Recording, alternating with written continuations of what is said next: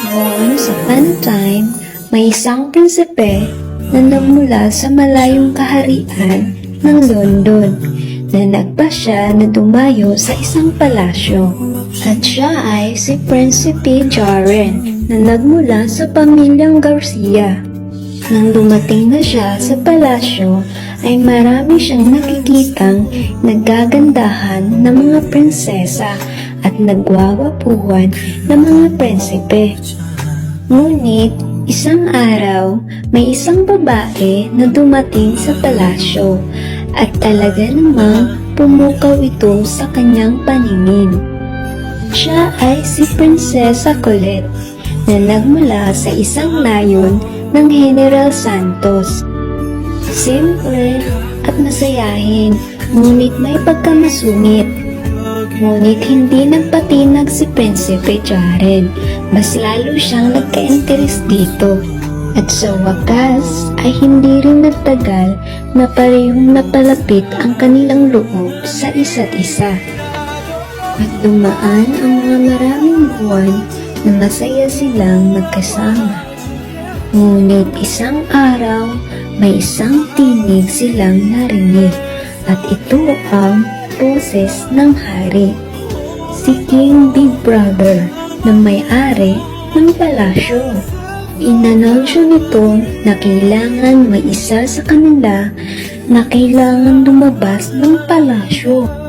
Kaya ang mga taong bayan ang sigaw ay, "King Brother, huwag mo palabasin ni isa sa kanila, parang awa mo na."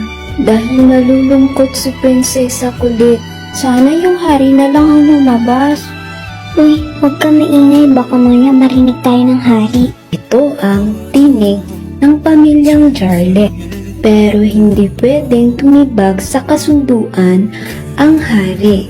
Ang panawagan ng hari sa taong bayan ay kung sino ang kanilang ililigtas ay siya lang ang pwedeng manatili sa loob ng palasyo. Ngunit nakapag-isip si King Brother ng kakaibang plano. At dumating na nga ang araw ng pagpapaalis sa isa sa kanila at tuluyan na ngang natanggal si Prince Jaren sa loob ng palasyo.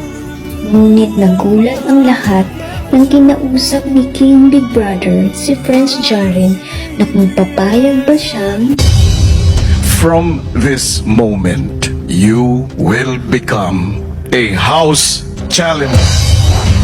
Tinatanggap mo ba ang pagiging house challenger, Jaren? Yes po, kuya. At ito na nga, pumayag na nga ang ating Prinsipe Jaren. At para mailigtas ang kanyang mahal na prinsesa, ay kailangan niya munang subukin at magpanggap kung gaano nga ba ito nagpakatotoo. At ito na nga ang pinaka-exciting part.